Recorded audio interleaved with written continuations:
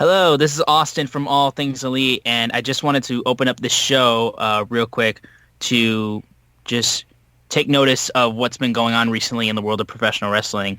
If you've been on Twitter, I'm sure you've seen all of the hashtag speaking out posts that have been going out about certain female wrestlers and female fans who have had some difficult experiences when it comes to certain wrestlers. And we know that one of the wrestlers that we talk about on this show specifically is one of those wrestlers that was brought up in accusations, and that would be Jimmy Havoc.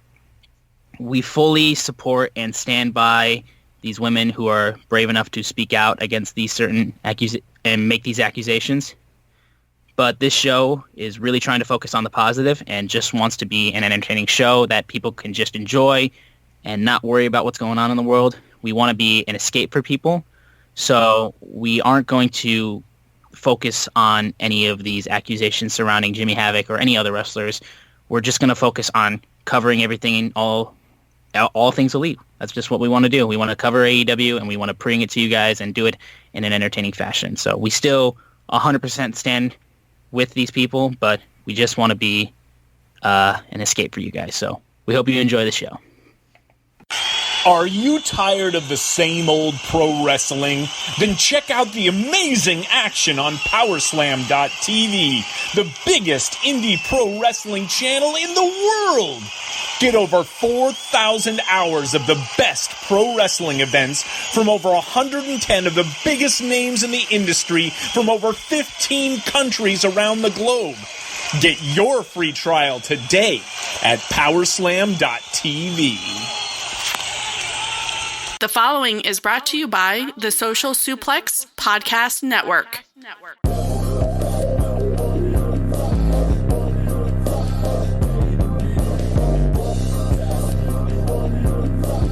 Don't you want to sound rich?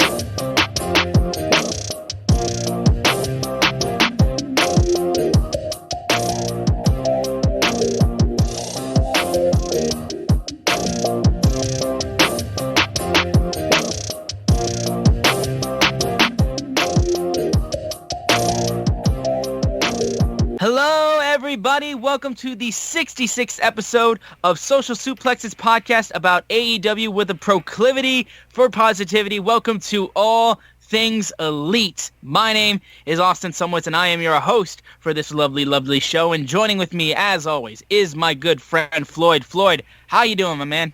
I am doing well as can be. We are recording on Sunday this week, which is not usual. I want to wish happy Father's Day to all the fathers out there, especially to Austin and Sydney's dad. Hey, he made two of my favorite people in the world, so that's awesome. Yeah. Happy Father's Day to my dad, and happy Father's Day to everybody else's dads. Hope you're having a nice day and a relaxing Sunday. And yeah, we're here to talk about AEW for this week. They've got a lot of stuff coming up in the future, and we had some really big highlights to cover. But real quick, before we get into the show, I want to be sure to start off to remind you that this episode of All Things Elite is brought to you by Powerslam TV. Powerslam TV is where you get access to over 4,000 hours of content from over 110 of your favorite wrestling brands from countries all around the globe, right on your laptop and mobile devices. And if you use the code Social Suplex, you'll get your first month completely free. Also, I want to make sure you are downloading this fine show on Google or Apple Podcasts. Please leave a rating and a review. And if you are so inclined, you can leave a donation through our new podcast provider, Red Circle. And be sure to support us by following us on Twitter. Follow the podcast at AT Elite Pod. Follow Social Suplex at Social Suplex. Follow myself at SZoomer4. And follow Floyd at Floyd Johnson Jr. on Twitter. Now, let's start off the big news of the week. And this is a good week for news because we have two brand new wrestlers who have signed with All Elite Wrestling. And those two wrestlers are Abaddon and Ricky Starks. Now, they had a big presence on this week's Dynamite, and I could not be more happy. Specifically, I'm really excited for Abaddon because she was on Dark a couple months ago, and when we saw her this week and just how she took on, I believe she took on Anna Jay. Am I correct? You are correct, sir. All right, yes, and Abaddon Jim Ross's response really said it all. He was flabbergasted by her entrance and her appearance and just the way she just oozed charisma and this horror vibe. And I'm a big horror movie fan, so I can appreciate somebody who really takes their time and makes a horror gimmick that works. And Abaddon's gimmick really, really works, and I'm excited to see what she can do. And Ricky Starks, obviously, we had Floyd talk about him last week on the show when we were talking about the TNT Open Challenge. So, Floyd, what are your responses to these signings? Okay, Ricky Starks, he was doing a gimmick online that he was the hottest free agent in wrestling, and a lot of people believe that. The NWA did want him back. Mr. Joe Lanza from Voices of Wrestling, which you'll hear me bring up because it's one of my favorite podcasts, he had talked about him for years. I saw him for the first time at NWA 70. He has the swagger, confidence, and I say swagger for lack of a better term, but he has this very much the swagger about him that can't be taught.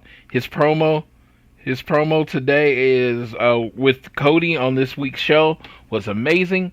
And, he's one of those things. It's been pointed out to me how good he is at selling. I'll talk more about that during the match, but I am very happy to have Ricky Starks on.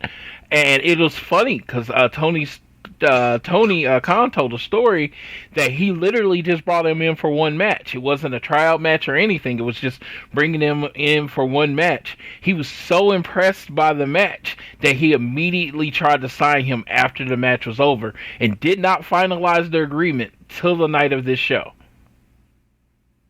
That's crazy. And honestly, from seeing that match that we'll talk about later in the show, it makes sense why they would want to go and pick up Ricky Starks because he's definitely a talent that can do some good stuff. And like I said before, Abaddon is somebody who I think could give the women's division a lot of really good character, and I think it's a great signing. So shout out to these two for getting the signings. Yeah, she gave me very much this a female female Papa Shango Undertaker vibe, and I just think, in a show that's all about variety, that's even a different piece that hasn't been there really. Oh, yeah, Demon Finn Balor is one of the things I saw, too, when I saw Abaddon's entrance again. I'm just like, oh, this is a good signing. This is a good pickup. Now, also this week, we had Being the Elite, so we had some highlights from their episode, which was called Take It Home. We got Take It Home, obviously, described by Broken Matt Hardy, which is still a lovely segment. CD, man, after talking last week about his colonoscopy, just loved to just go on and on and on about every single detail, and Tony Schiavone sadly had to hear everything he was going on about. It was just, he wouldn't stop. And then Frankie Kazarian, I will say, solid impression of oh my god, why am I blanking on his name? He was Jim Cornette. He had because that's all I could hear when he did that voice in that segment. All I could hear was Jim Cornette out of that segment, and it was just he pulled that off really well. I gotta say, the gigging that Matt Jackson did to try to get to the bathroom, I did not really expect to see Michael Nakazawa on the toilet pooping blood, because that's what the hell. And that opened the Being the Elite, which I was just like, well, we're off to the races. We have a pantsless Michael Nakazawa pooping blood. Cool. I guess that's just what we deal with. But yeah, overall, it was a pretty solid Being the Elite. Nothing too huge happened. We had a little confrontation between Private Party and Hangman Page, and as well as Nick Jackson, who talked about how fans weren't really behind their segment and just straight up said that they were just going to pull them from Being the Elite, and they were like, oh, no, man, you're joking around. But then once Nick said he was dead ass, then they knew he wasn't messing around. This was legit. He was shooting from the hip. Yeah, I had 2 comments from the show. First, the crap in blood made me think of the South Park episode about Chipotle. So all I could think when I saw that is Michael Nakazawa must have had Chipotle earlier in the day. I mean, that was the first thought. Second is the whole this conversation it was me talking to my nieces and nephews. It was like, yeah, they're like a lot younger than me, and we had a completely different slang than they do. And I feel like my parents did when they would listen to me. And, we'd be like, you can't. The thing I think is different is that you could use the real word with me, right? And I would know what you were talking about. But yes, with the generation I have now, if you say you're serious, they're like, they kind of looking at you like, I don't believe you. But then if you bust out dead ass, which means I am dead ass serious, it's just shortened, if you say dead ass, they're like, oh, now I believe you. Even though you pretty much said the same thing. So that look when he said dead ass, and then they started reacting, and and he said they were canceled. So it was even funny because canceled means a whole different thing these days than it used to. I mean, so it was just like a very awkward conversation that I've had many, many times. I once traveled from Oklahoma City to Atlanta with my nephew, who's roughly 20 years younger than me, and all our conversations were painfully awkward. So, I'm just like, as the old guy of Social Suplex, I will tell you, yes, I am my parents now. I have a problem understanding what people are talking about. Dude, I'm 23, and I still have to deal with, like, younger siblings or, like, relatives or just younger kids, and, like, they're, like, in, like, middle school to high school, and I sometimes just do not understand what the hell they're talking about. Like, anything that's on TikTok, I don't know. I don't use it. I don't know what it is. It's just, like, makes no sense to me, but whatever. Yeah, I can 100%... The only TikTok videos I see are the ones that are like embedded in Twitter accounts, where if you're scrolling down, they just play automatically. Yeah. But I've never been on the site TikTok. It's TikTok site. I don't even know if it has a site. I've never used the app. I mean, I know Lana. I think it's just an app. I know Lana fucking loves it. I don't know. It's not for me. It's not for me. And people's like, it's for everybody. Not really. Because 10-second videos of people doing dances, not really my thing. The one thing I really liked, though, I will say, this is way off topic, but the one thing I did like was when, like, all the female wrestlers, I think they were from WWE, when they did that Don't Rush thing, where, like, they were in just casual clothing, and then they just put their hand to the camera, and then all of a sudden they're in their gear. I thought that was kind of cool. It was like a cool little, like, girl power sort of thing. I know the words, cool. But anyways, I know the words to Don't Rush because of all the Don't Rush videos. It's all over the place. Yeah, I mean, I'd never. And I love UK rap too. I'm a big UK rap fan, but like, just that song was just all people know from that. I was like, I like grime, but apparently nobody cares about that. They just like the song for TikTok. Yeah, it's like I had never heard the song Don't Rush before this challenge, and I knew all the words because there was like 100 videos with Don't Rush, and some of my friends were a part of them, and they were great. I thought they were all good. It's just, like I said, the song got a little repetitive after a while. Oh yeah. Anyways, after that very off-topic discussion, let's get into the results from this week's AEW Dark. We had Jurassic Express taking on and getting the victory over Capital Vices and John Cruz. Then we had Christopher Daniels and Frankie Kazarian of SCU take on Brandon Cutler and Peter Avalon. First of all, Avalon tried to throw Cutler's brand new dice away, and that was mean. And then we've also discovered in commentary for this match that Taz really does not like Christopher Daniels. So that might be something we may have to be looking over our shoulders, seeing if Brian Cage ends up getting sicked on CD. So we'll have to see what that happens. We had Danny Jordan taking on Big Swole, but Big Swole ended up getting the victory. Lance Archer just beat down David Ali. Joey Janela and Sonny Kiss teamed up, and they faced Sean Dean and Musa, and they ended up getting the win as well. We had the weird team of Brandy and Allie taking on Red Velvet and Kenzie Page, those two who have been butting heads over the whole Natural Nightmare situation in QT. They were able to get the victory nonetheless. Sean Spears took on Lee Johnson and got the win. We had Evil Uno and Stu Grayson of the Dark Order, which was really nice to see them, and they got the victory over Brady Pierce and John Schuyler.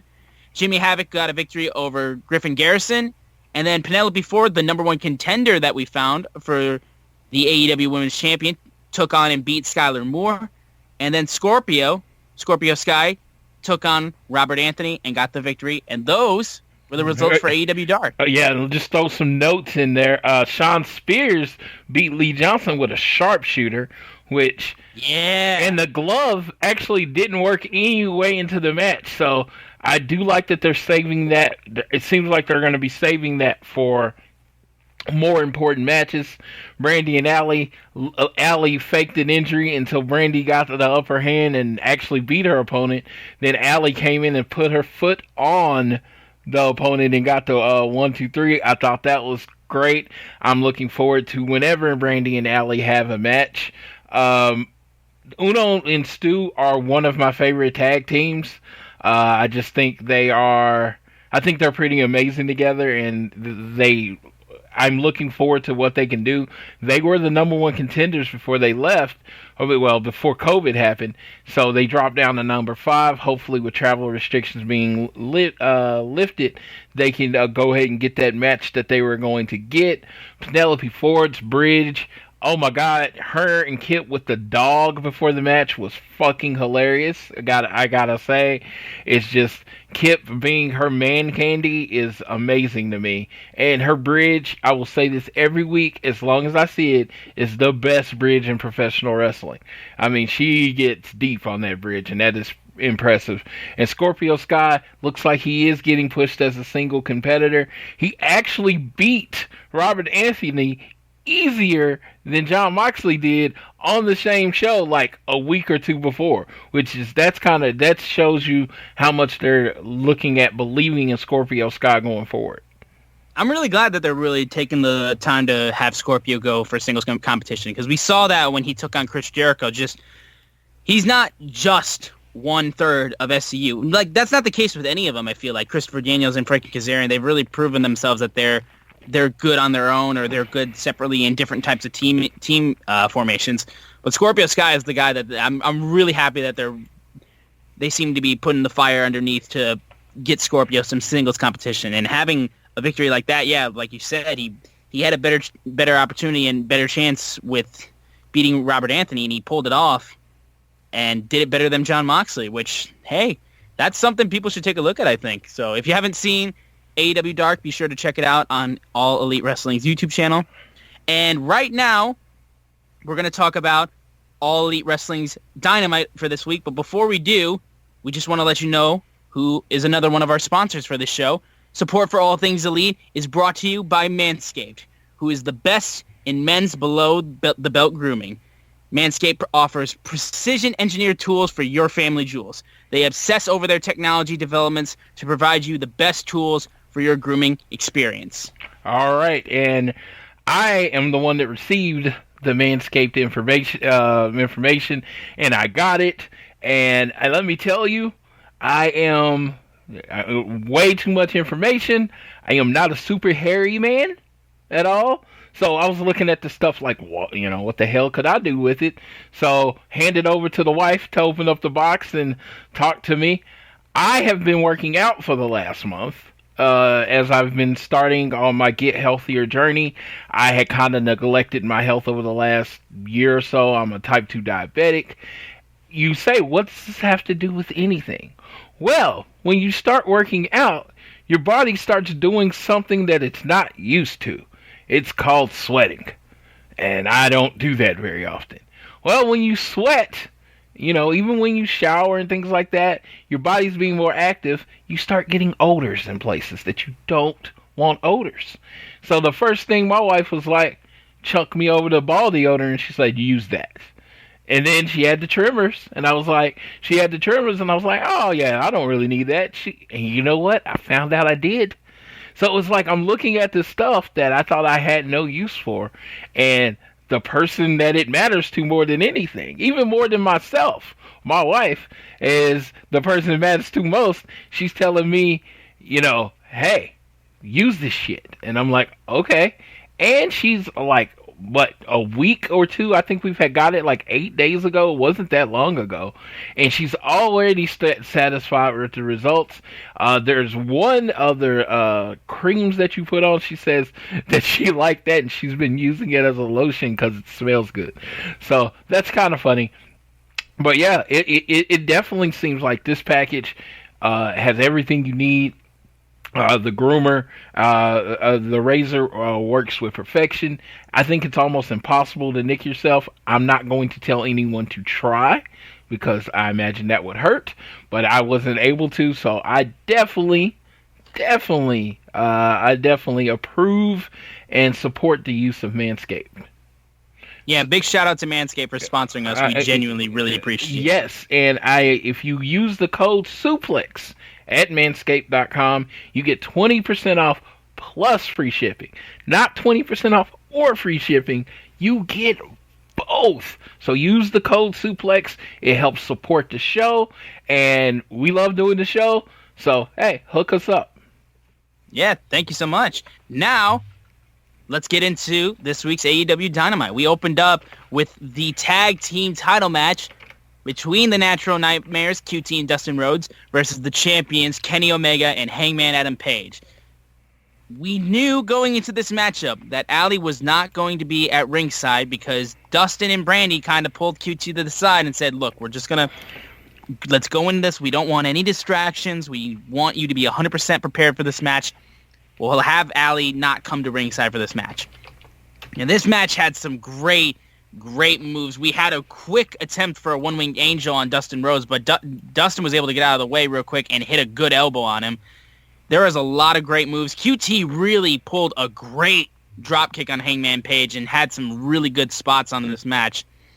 And QT also got to hit the Diamond Cutter, which was gifted to him by Diamond Dallas Page, which was really cool. But, however, after he hit the Diamond Cutter on Hangman Adam Page, Allie did come out, as I expected, that she just can't stay out the way. She comes out and starts cheering on QT from the ramp.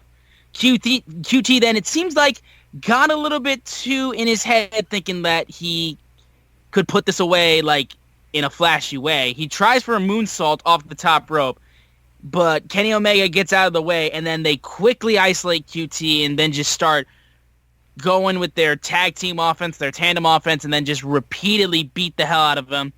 But just all of a sudden, they hit the last call on QT, and Kenny Omega gets the pinfall, and Kenny and Hangman retain their tag team titles, and they will be defending their title belts at Fyter Fest. Now, Floyd, I know you probably have a lot to say on this match. What'd you think? Okay. Tony Schiavone, I believe is the one summed it up, is QT's whole gimmick up. He's like, QT moves in a way and does stuff you wouldn't think of someone that was shaped like him could do. I was like, that is the whole gimmick. If QT went out, like, actually went vegan, did CrossFit, and actually got in shape, it would absolutely ruin his gimmick. He has to look the way he does. Because you got this kind of balding guy that's kind of doughy doing flip moves over the top rope. And he can nip up.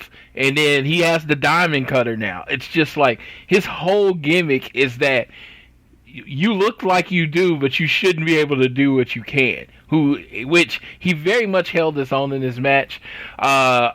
Kenny going for the one-wing angel on Dustin was really, really cool because Dustin's probably one of the largest people as far as height-wise that Kenny works with, and I didn't even know if he could do the one-wing angel on someone as tall as Dustin. It proved to me he can.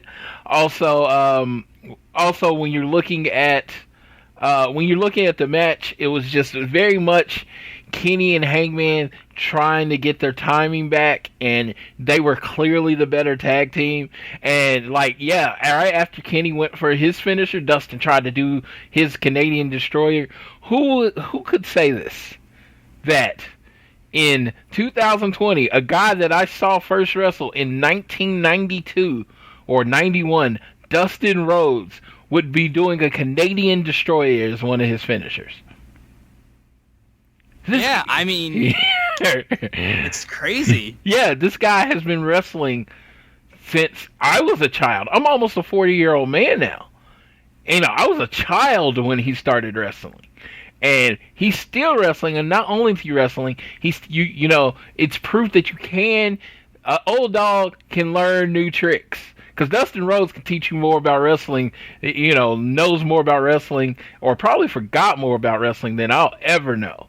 So it's not that you can teach a dog new tricks, but the fact that he would actually, engage and try to evolve to work a style that works in 2020 is pretty amazing and awesome. Hangman Page, it's one of those things, I feel like right now, he needs the live crowd to be himself to really catch the momentum of how over he was before COVID happens.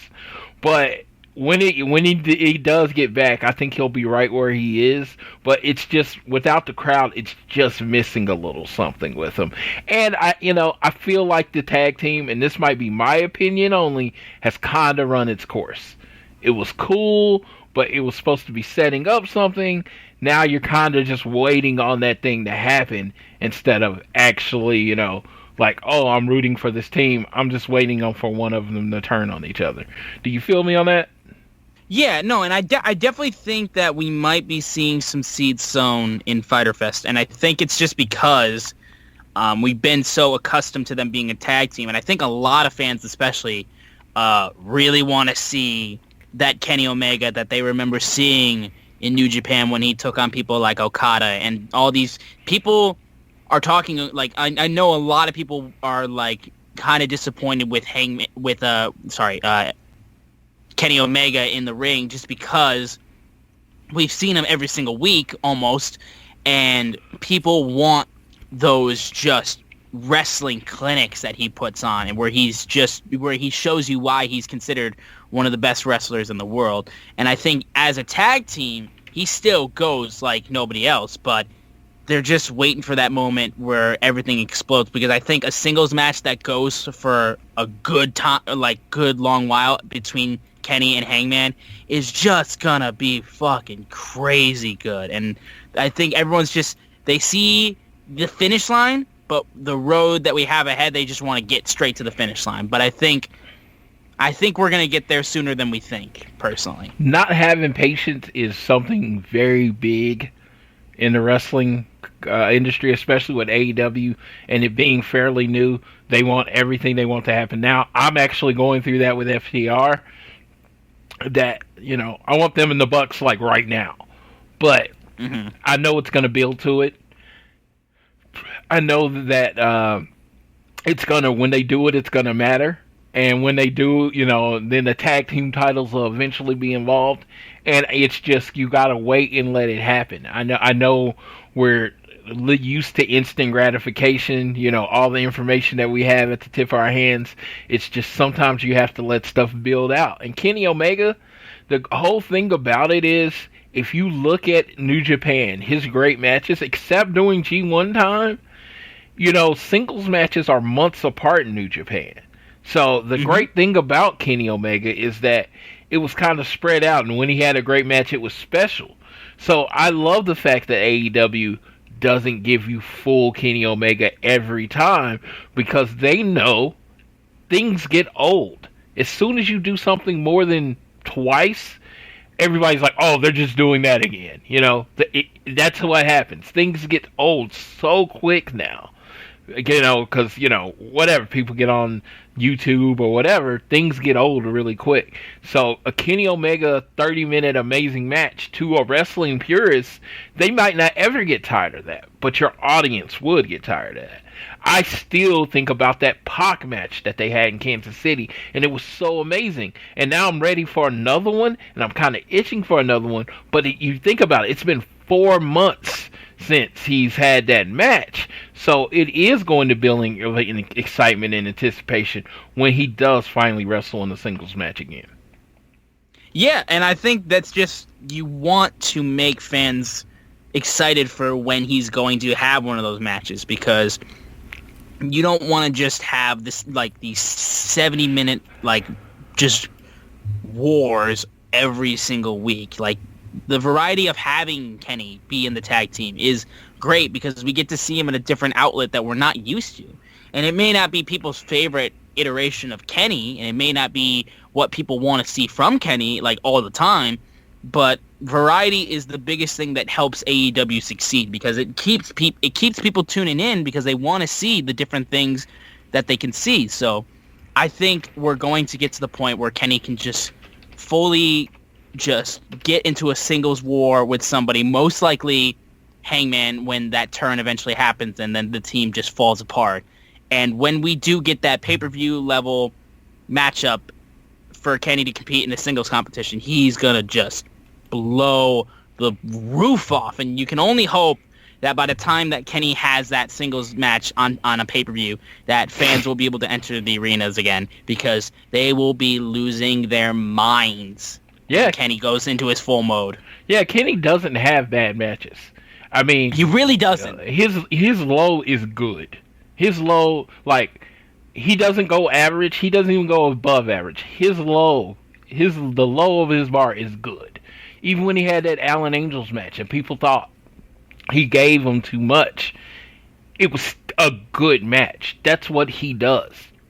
He is a performer, and he's a performer extraordinaire, wrestling his art, and he paints beautiful pictures every time he's in that ring. So, yeah, I'm looking forward to whenever he does what he does. I love any time he's in the ring because he's going to do a good job wrestling. Totally. Now, up next, we had the star of the show, Anna Jay, taking on the new signing, Abaddon.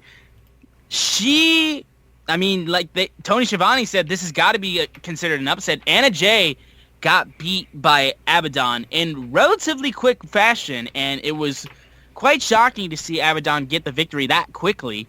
She hit her with a step-up hurricanrana and just threw her face to the ground, and then just got the pinfall victory. Considering that this match, before it took place, we had a small little video package talking about the star of the show, Anna Jay, having Abaddon come in and then just completely knock her down was quite surprising. And then what was even more surprising was what happened after the match, which was when the Dark Order's music played and the Exalted One, Mr. Brody Lee, comes out with all of his minions surrounding him. We had Colt Cabana, who was on ringside, who was very concerned when they came out, and Evil Uno gave Colt some large envelope that had almost like a contract, or Tony Schiavone asked if it was some sort of offer or maybe marching orders. And then the Dark Order and the minions helped Anna Jay out of the ring and walked her back through the tunnel. We haven't seen the Dark Order go for any of the female talent on the roster, but this is the first time we've ever seen them go down this route, and it's very interesting because we still don't know necessarily what's going on with Colt and the Dark Order. We're still not we don't know exactly what's happening. And then with Anna Jay, we have no idea what they want with Anna Jay. I guess they want to get some female empowerment on their team as well. It's just they're slowly growing more and more and more with their whole organization that they have. All right, so thoughts. First of all, on Abaddon winning, I loved it. The whole idea of the video package for Anna Jay, talking about how she got into wrestling, how important this was, it set the match up like she was about to squash whatever opponent she had.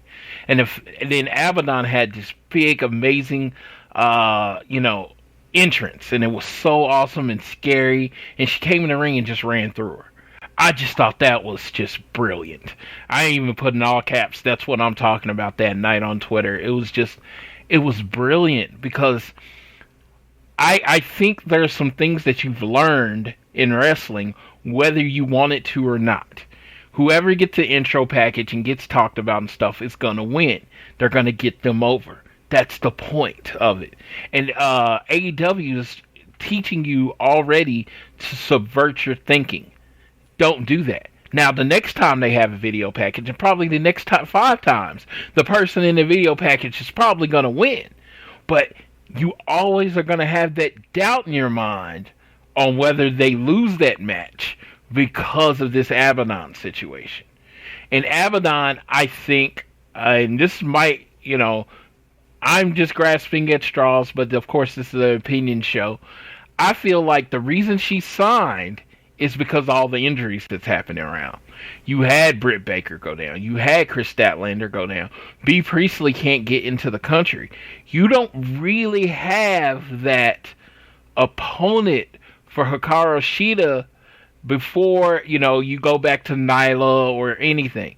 So you bring in somebody, a monster that she has to overcome, which she already beat on Dark, but, Abaddon's this force now that just won that match. She immediately has a spot in the company, and if you keep her strong, she can be that person for you. And it's like, she's not going to have amazing matches. That's not her thing.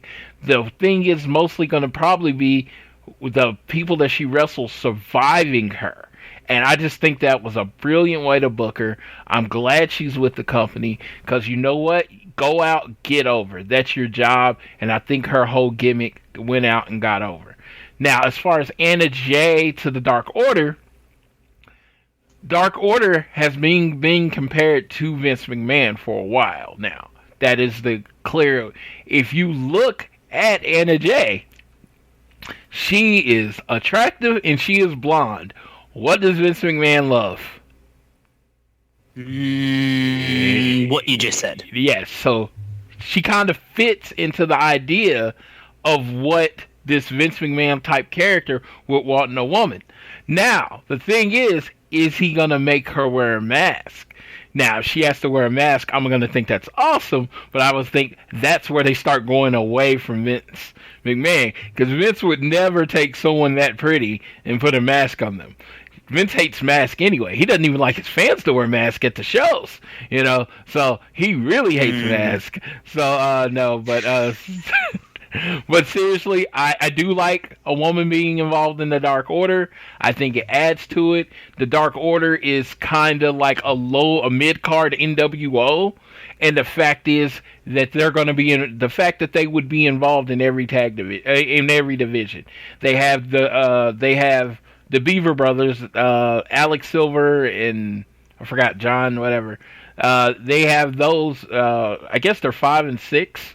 But Silver and Alex Reynolds. So they have those in the tag team division. Then they have Evil Uno and Stu in the tag team division.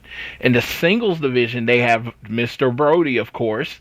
Then they signed Angels, and then they signed Preston Vance, which was 10. Right? So now they need a presence in the women's division. And, putting her in the women's division, Anna Jay, a big name that they brought in. That would be great. And then, you have the stuff we'll talk about later with Colt Cabana getting the envelope. It's like the Dark Order is weaved, just like, they said, "We are one and we are everywhere" was one of their catchphrases.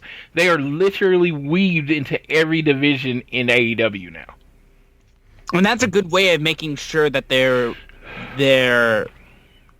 staying power is possible, because having that much connection with that team really helps make them seem so much bigger, because that's the biggest thing that you want to get with the Dark Order, is the fact that they want to seem like they're everywhere, and that something could happen where all of a sudden a struggling wrestler could get approached by the Dark Order, and it's very possible they could go to where the Dark Order wants them to go. So it's definitely seeing them move down this route and having some names like Colt Cabana and Anna Jay that are getting approached. That's pretty damn big, and I think it's something that is going to keep people's intrigue on the Dark Order for a very long time. Absolutely. And like I said, I'm looking forward to where they go next. That's the big thing with AEW, and I think they're doing better than every wrestling company in the world now. Every week you wonder where they're going next. You really do, yeah, and I think that's a huge positive for them for sure. Now, we had Billy, the leader of the Gun Club, taking on MJF, who we are very well aware that he is still number 1 ranked in the AEW rankings. These guys, they put on a great match. We've seen Billy Gunn and MJF take on each other before. We saw that in the first actual match in AEW at Double or Nothing last year in the Casino Battle Royal. And they did a little bit of a nod to that moment too, where MJF was just yucking it up and just shouting at the crowd, shouting at people at home, and then he backs up all of a sudden, and Billy Gunn's just towering over him because just the size difference there is pretty big. This match ended up finishing off with Billy ended up hitting his finisher on MJF, but then Wardlow distracts Billy, and after he gets knocked down, he throws the dynamite diamond ring to MJF, and Aubrey Edwards did not see it. And while Wardlow was fighting with the Gun Club on the outside, Billy gets up and then hits him with the right hand with the diamond ring and then just pins him for the knockout punch. And in 2020, MJF has still been undefeated going into this year, and it's a huge moment too. And also after the match, Wardlow and MJF got into a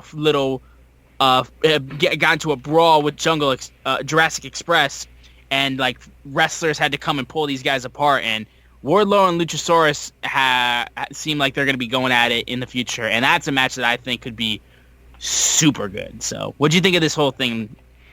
Yeah, I thought this was a old school type match where MJF, you knew he was going to somehow cheat the win or whatever, and you were just kind of waiting on it. The thing about it is, and this might be an unpopular opinion, and this is just serious, I would never book Billy Gunn wrestling, ever.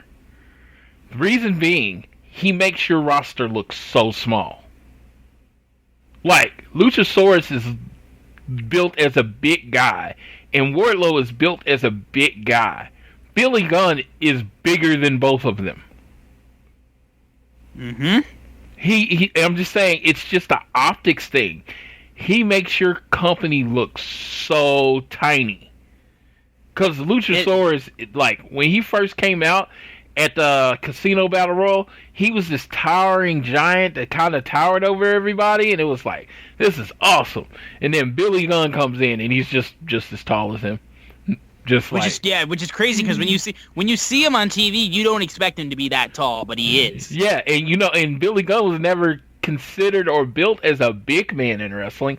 He wasn't. He was in the land of giants in the WWE, so it just makes him seem kind of small. I love Billy Gunn, and I think as far as what he might bring backstage and knowledge of wrestling, that's all amazing. But good Lord, he's so much bigger than everybody else. It's just, oh yeah. I don't know how everyone's brain works, but my brain just looks at it and it's like, okay, I wouldn't book you. Yeah, I mean, it's just, I guess it's just because it's like, when you see him, you can tell, oh yeah, he was a WWE guy, because just look at the size of him.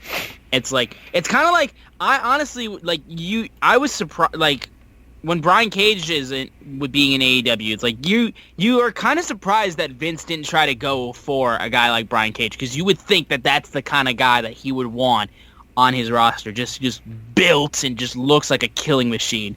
I'm gonna go that he didn't. I think WWE might have offered him. I think it's that he doesn't want to go there, because he actually was in the Performance Center under a different name when he was a much smaller person, and I just don't think that's his path. And WWE they drug test more. Yeah, and that might not work out for him well. Not saying, hey, he's 100% clean in my heart, but I don't know if the test would say that. I don't know. I love Brian Cage no matter what. And, of course, wrestling is performance art, so I don't really care what you do. It's not, if it was an actual competition like MMA and stuff, oh, yeah, I'd be all like, don't ever do anything. But it looks as if he may partake, and that being the case, WWE's probably not where you want to be. Most likely. But, hey, Brock got caught in UFC. He's still there. It's Brock. Yeah, and Brock, he got that part-time waiver where he doesn't have to get drug tested because he's a part-time wrestler. It was genius. It was genius, But like I said, I'm one of those people. I will tell anyone, and people can hate me or whatever.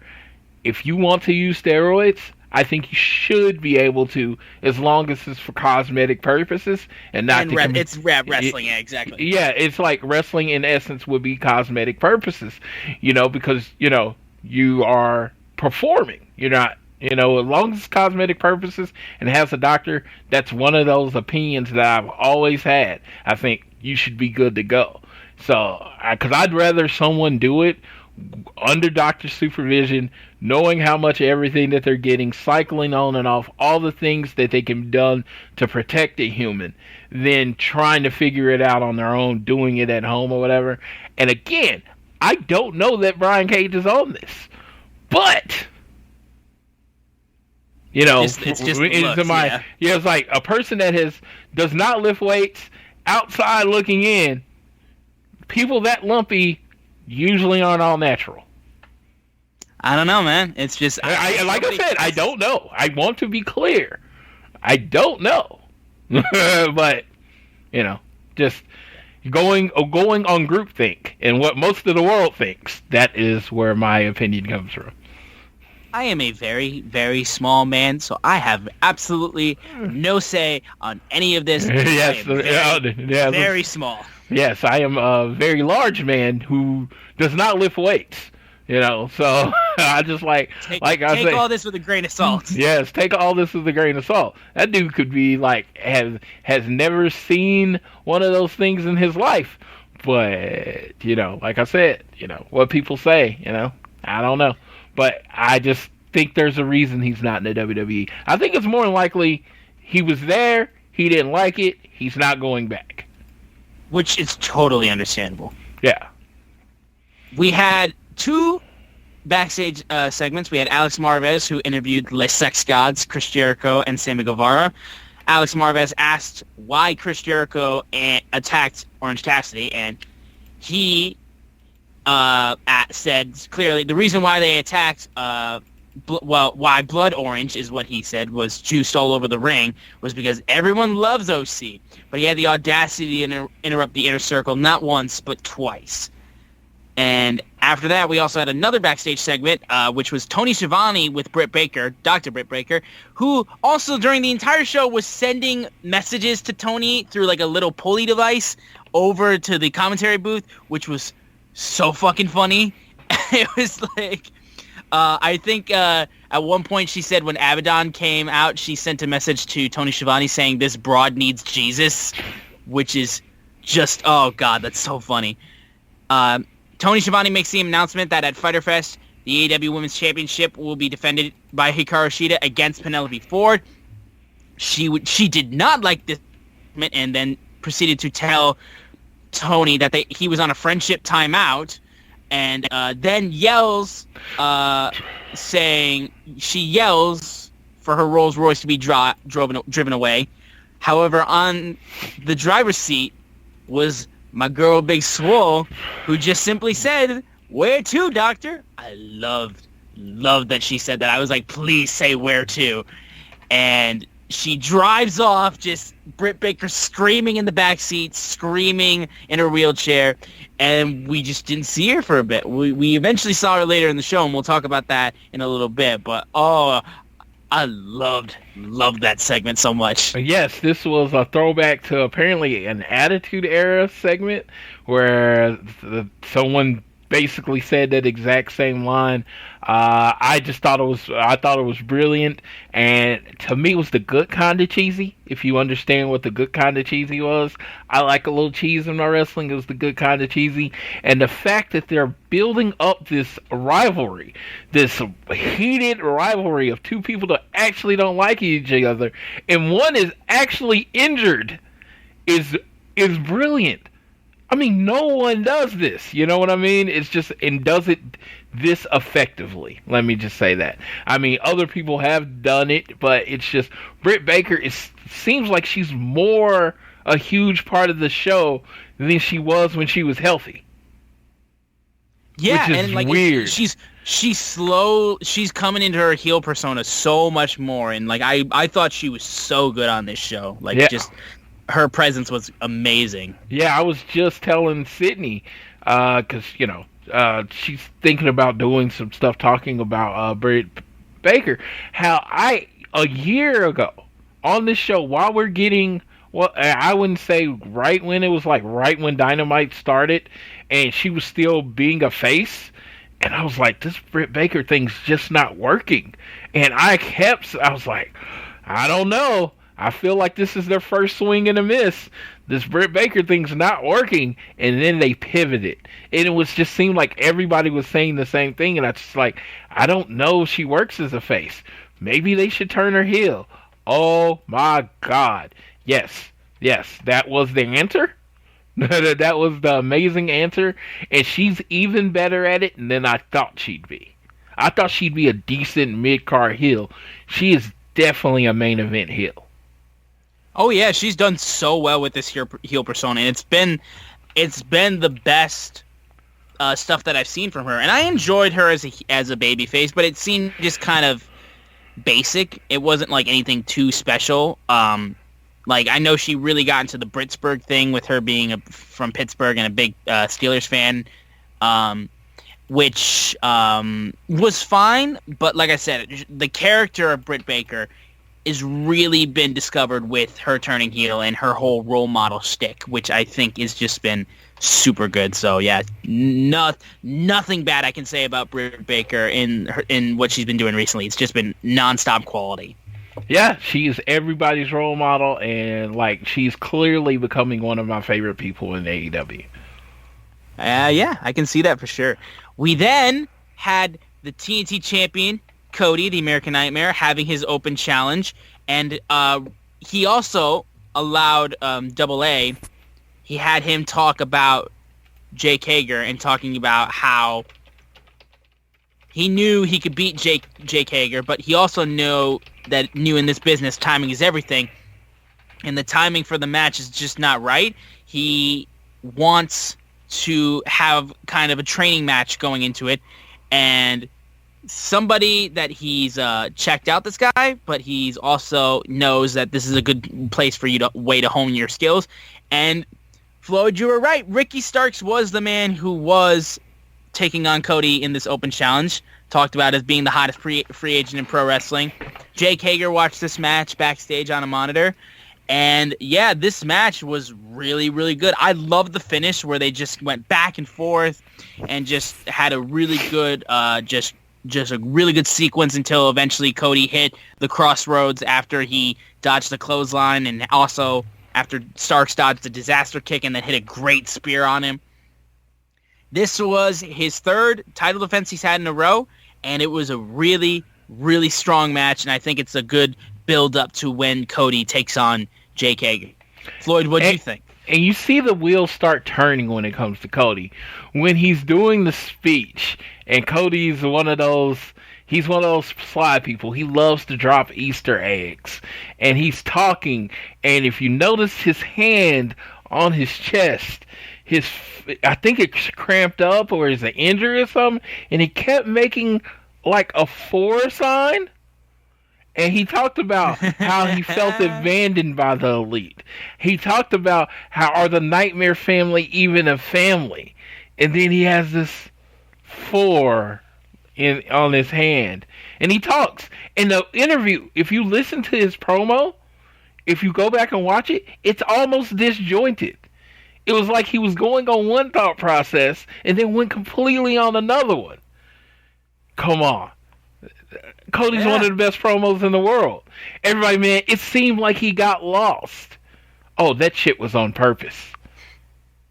Oh yeah, I mean, I fully didn't see it, but now that you point out, I mean, the amount of times he's had that before, just recently, is like, yes, ooh, something's coming. Yeah, and it's just like, he set it up, and he's like I said, it seemed disjointed. He still went on this path to talk about being alone, and then he's like, well, I gotta hone my skills, and it was just like, I even had somebody says that was a horrible promo by Cody, and I was like, not if you understood what he was doing.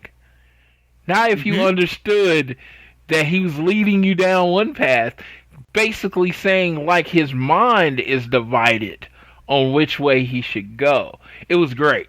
And then Ricky Starks, they give him the promo video. Arns, let me tell you, Arns was a little like, I don't know if Orn got what he was supposed to say or what they were trying to do.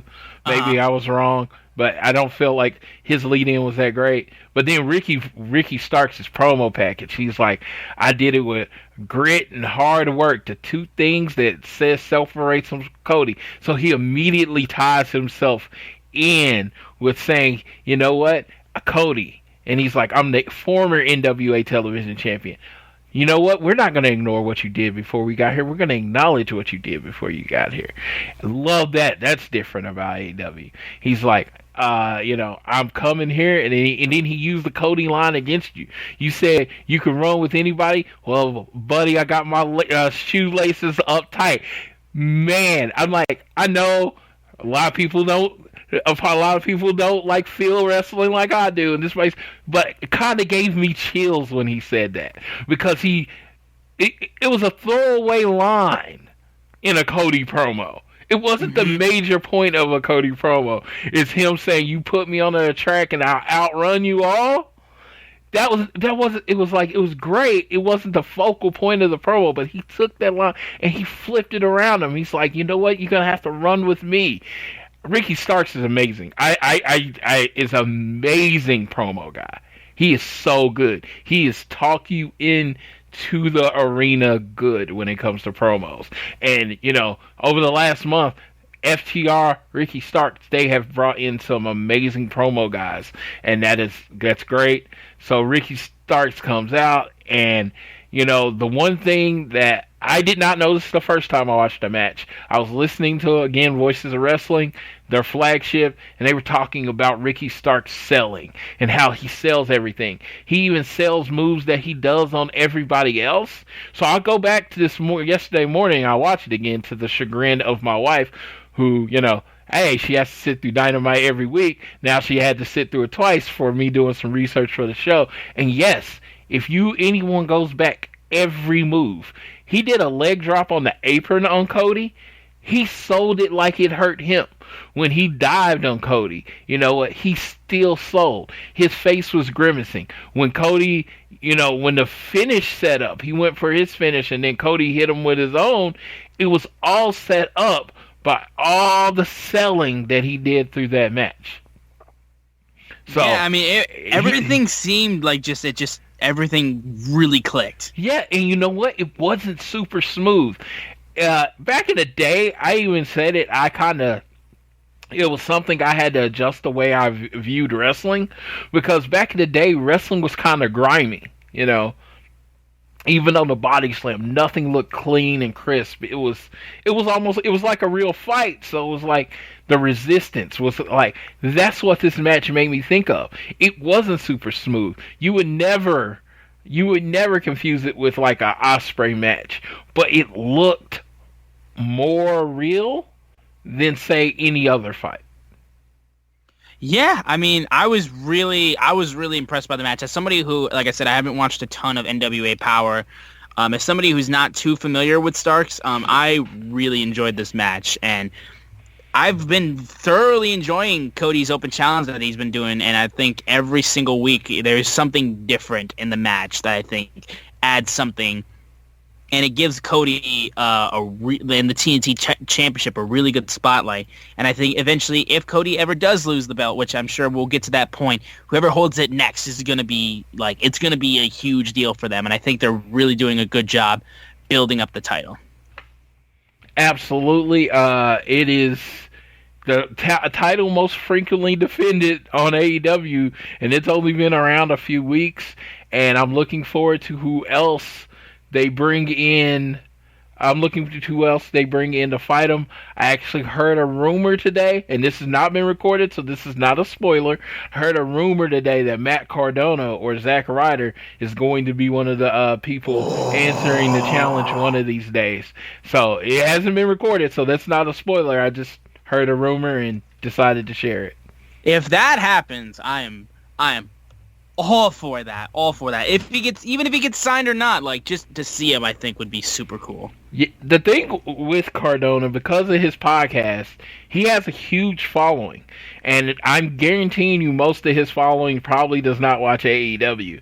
So if he could bring a few hundred more thousand eyes just from people following his show, bring him in. And he has a WWE look, so he's bigger than anybody on your roster, which automatically makes him a threat. And he's one of those people, I say more than anybody that came from the WWE or that ever comes, his do-it-yourself spirit is the spirit of what AEW is. He got himself over before WWE even considered getting him over. And then they buried him, and then he came back, and he has that Intercontinental Championship moment at WrestleMania. Then he has the WWE or the Raw Tag Team titles, winning those belts at WrestleMania in New York. And it's just from what he was almost released to what he ended up being there over 10 years. You have to give him all the credit in the world for surviving. Yeah, no, 100%. Yes. Now we'll get into the next matchup. We had the Young Bucks taking on the Super Bad Death Squad, Kip Sabian and Jimmy Havoc. I really enjoyed this match as well. I thought the finish, the way the tag team moves that were put on, I thought the finish where Kip Sabian had Kip Sabian catch Jimmy Havoc in the tombstone pile driver position, and then they super kick him and he falls and the tombstone happens. It was just one of the craziest, oddest things I've ever seen a tag team do, and of course only the Young Bucks do it. It makes complete sense how that would happen. It was a really you saw the Young Bucks do what they do as a tag team, just do nonstop, unbelievable moves. And it was a strong match as well for the Super Bad Death Squad. After the match happened, though, when the Young Bucks ended up picking up the victory, the Butcher and the Blade came out and started assaulting the Bucks. But FTR also ran in, and then it was just a complete brawl between all of them. But the Bucks and FTR were the two teams that ended up standing tall. They hit stereo mind breakers on both the Super Bad Death Squad and the Butcher and the Blade as a prove yourself, and just kind of a who can do it better, and just teasing even more for when we see these guys wrestle. It's just the build for this is just going to be, it's going to be tantalizing. You just want to see it so bad, like Floyd said. You just need to see these guys go at it. And we just got to wait and wait, but when we see it, it's going to be the wait for when they finally face off. It's going to be unbelievable. The fact that they have went out of their way for them not to touch each other. Oh, yeah. It has been really great. Because that's all people have been waiting on, is those two to fight each other. And they won't even touch each other right now. Stereo Mindbreaker and Melter Driver was just amazing. And it was just something, it was something that I always wanted that I never knew I wanted, because it was great. And it's and now you kind of see why they went from using the Good Night Express, aka the Shatter Machine, to the Pile Driver. It's okay, Theirs is a spike tombstone. Ours is a spike pile driver. We're gonna do it better than you, and I love that aspect of it. Butcher and the Blade. I'm thinking it's building up to like a 4-on-4 match eventually. I'm really just excited for what these two can do. The whole making your opponents tombstone each other was something I had never seen before, or if I had seen it before, I don't remember it, but it was amazing. I thought Kip Sabian is one of those people, you put him in there with someone that can move fast and he can play off of them, he does end up looking a lot better. Jimmy Havoc just being the crazy guy works too. Like I said, I'm just very happy. I'm very happy with how it turned out. I'm very happy with how that match turned out. And it's like the Bucks I put in that same level as Kenny. Good is like their low. This match was good, and that's their bottom. Is good. And then after the match, I mean, it looks like it's setting up for something big, and I'm just looking forward to whatever it is. When it happens, it's gonna be. I'm almost certain it's gonna be one of the matches that's like just held as AEW's like best of the best. We then had a clip from earlier in the day that was of Taz and Brian Cage. Taz was just going after Jon Moxley, the AEW champion, called him a miserable son of a bitch, said, "You brought this on yourself, Mox." Brian Cage was just like, "I wish Fyter Fest was right now so I could just tear you apart." And just, you can see that we're getting to the point when these guys go after each other, it's going to be just an explosion of just violence, it seems like. We found where Big Swole took Dr. Britt Baker in that Rolls Royce. It was in a dumpster.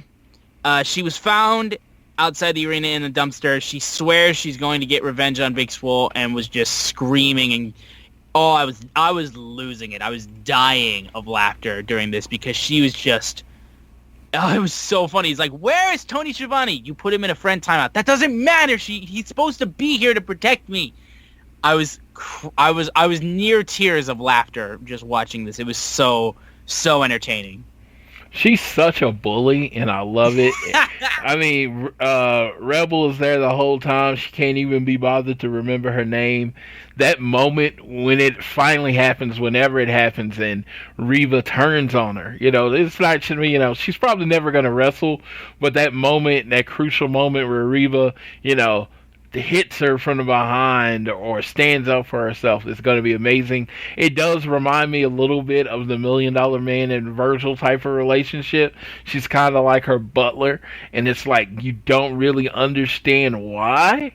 After this, we had the second of our two main events for this show. We had the number one contenders for the tag team championships, Best Friends, taking on the Sex Gods. The winner of this match was going to face Kenny Omega and Hangman Page at Fyter Fest for the tag team titles. Now, this match was a good one. I'm really enjoying seeing Best Friends in a strong, high up position right now, and I like the push that they're getting. The Sex Gods is very entertaining. I think I personally prefer Sammy Guevara in a singles position, but that's just me. I think Sammy's super good, and I think once he can really shine by himself, which he's done before. We've seen him do unbelievable stuff in the past, but I think the moment that Sammy can really get some time to shine on his own, even still as part of this inner circle, I think Sammy can be one of AEW's strongest heels. And there was a point in the match near the end where Sammy went for his finish. He gets pushed back into the ropes, and then inadvertently, he gets tripped up by a cameraman on the outside, and then Trent would eventually take the advantage and just dumped Sammy on his head and got the pinfall victory. The cameraman was then revealed to be one and only Orange Cassidy, who reveals himself, gets in front of Chris Jericho, and just clobbers him, takes him down, starts wailing on him, hits him with a Superman punch. Different kind of OC. We have never seen Orange Cassidy be this just furious and putting this much effort into anything, any rivalry whatsoever. So OC just makes sure to just hit Jericho with that Superman punch before he runs off. And this feud between Jericho and OC it's been very, very interesting because it's the kind of feud that you wouldn't expect to get, but it's been building very well. That segment after that match with OC in the Inner Circle where those Blood Oranges got wailed against OC made this seem way, way bigger. And now we've seen a different side of Orange Cassidy, and I think it's just freaking awesome. What do you think, man? From the beginning with Orange Cassidy, I said his character worked very well. The big thing with Mr. Cassidy is that I knew it was going to take a triggering moment to make him come out of his character, be more aggressive, be more of a wrestler than just a gimmick. And so I was very excited when this happened. I was very excited when he got beat with the Oranges because I figured that was going to be the turning point of the character. And the best thing about it is that it happened with Chris Jericho. Now, Chris Jericho, when it comes to AEW, is the star maker. You put him with Scorpio Sky, Darby, anyone, and he automatically makes them look better. Even Sammy Guevara staring next to him, Sammy G looks better when he's next to Jericho. So this has happened, and the fact that he was the camera guy was amazing. I knew he was going to have something to do with the end of the match, but that was a perfect way to do it, and the fact that we see a more aggressive side of Orange Cassidy gets me even more excited for Chris Jericho versus Orange Cassidy when they go up against each other at Fyter Fest.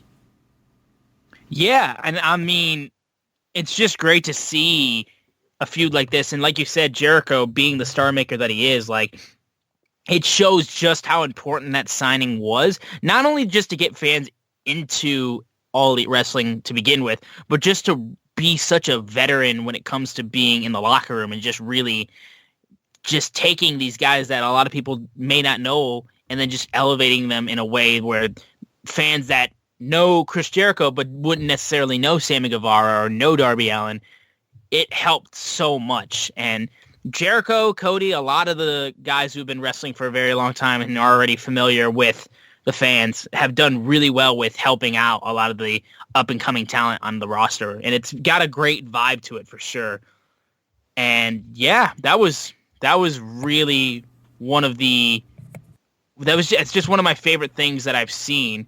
And yeah, Chris Jericho versus Orange Cassidy for Fyter Fest is just going to be super good. I like the idea that the Best Friends did not lose their number one contender spot. I thought it would have been kind of janky after they did everything they can to get work up to number one and then to lose the spot to Chris Jericho and Sammy G. I love Latex Gods, but I just think they're good enough to get a title shot on their own rather than steal anyone else's, which, again, it would have been great because they are heels. So to come in and steal someone's title shot at the last minute would have been awesome. But I am more looking forward to Best Friends versus Omega and Paige. And then we have the Orange Cassidy, Chris Jericho. So it's really interesting how that Best Friends and OC they work as a faction, but they're both getting over at the same time.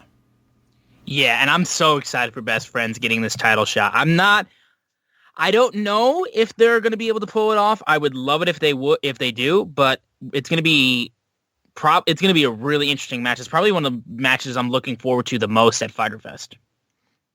And overall, that was AEW Dynamite for this week. And now we'll give you guys a little preview of what we have this upcoming week for next week's Dynamite. We have matches like Sammy Guevara versus Matt Hardy. These two have obviously been going at it for a while, and the differing personalities of Matt Hardy has been entertaining as hell. And Sammy is finally going to be able to get some revenge after those attacks that he suffered from Matt Hardy. FTR is going to take on Natural Nightmares. I'm very excited for that match. Anytime I get to see FTR is going to be super good. We get Luchasaurus and Wardlow, who after that altercation this week, they're having a match, but they're having a lumberjack match, which is going to be AEW's first lumberjack match. I'm very excited to see how that goes.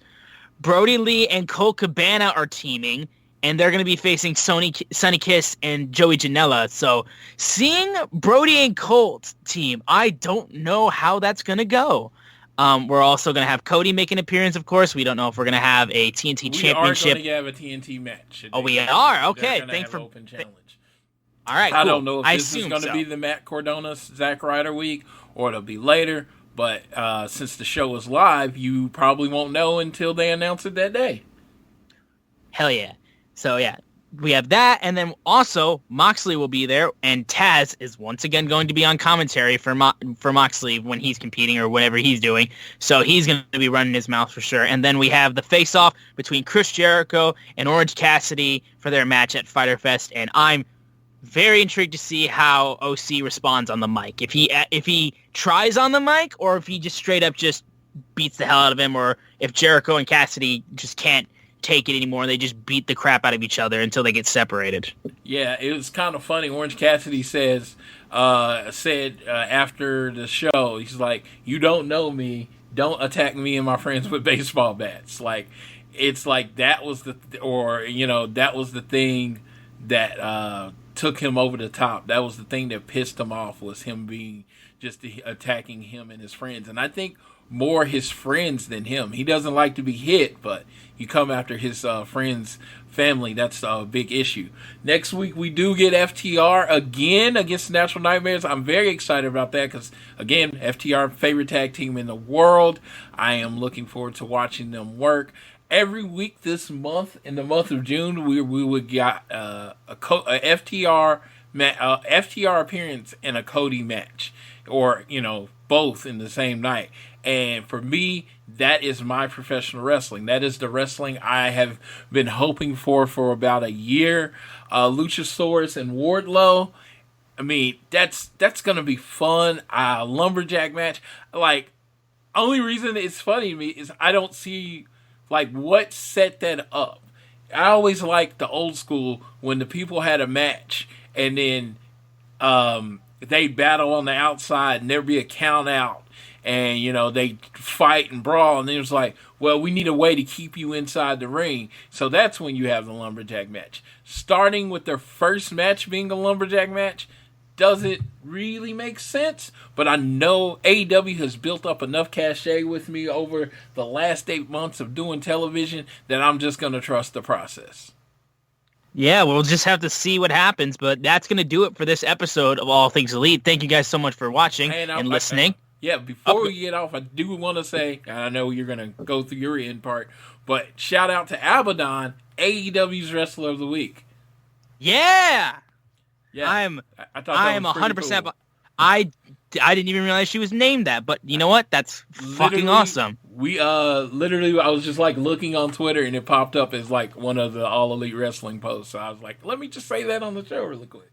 I think Abaddon is going to do some good things now, and considering how a lot of the women that are normally on TV aren't able to be on TV right now, I think Abaddon's really going to take this opportunity and run with it. So I'm excited to see what happens with her. But again, it's good to see a character in the women's side.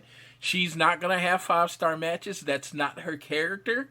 And I hope no one expects that. That's not what she's there for. She's the person that when you have a good guy, they're going to have to survive to beat her. Or if it's a bad guy, they're going to have to cheat to beat her. She's this unstoppable force, and I love that. Mm-hmm. Making sure your characters are just as good as the actual wrestling is really important for making your show entertaining, and I think AEW's done a good job of balancing that. But yeah, that's going to do it for the show. Thank you guys so much for listening. If you want to follow us on social media, follow us at AT Elite Podcast, follow at Social Suplex, follow myself, SZoomer4, and follow Floyd at Floyd Johnson Jr. Now, Floyd, take us home, buddy. All right. Just want to, this week, it's been a bit of a rough week in the world of wrestling. You've heard of some news, you don't want to hear it, and I completely understand that. I completely understand that people might be down or whatever, but understand wrestling will survive. It's bigger, wrestling will keep going on, and it's about the art. You know what I mean? It's about that, and I hope it continues. The people that I've known the best and I've grown the closest to in my life, I've gotten through wrestling. So I really do want y'all to remember that as you're going through, that even though there's some bad stuff out there, there are some good things. So just try to focus on that. It is I always say being positive is not easy. It is work. It is effort. It's like it is deciding to look at the glass as half full and not empty. And I know at times, especially like these, it's really difficult. But just remember, we're here for you. You can always hit us up, and you always got an ear. But when it comes to life, whether you're at home, work, or school, always do your best to be elite. #wear mask.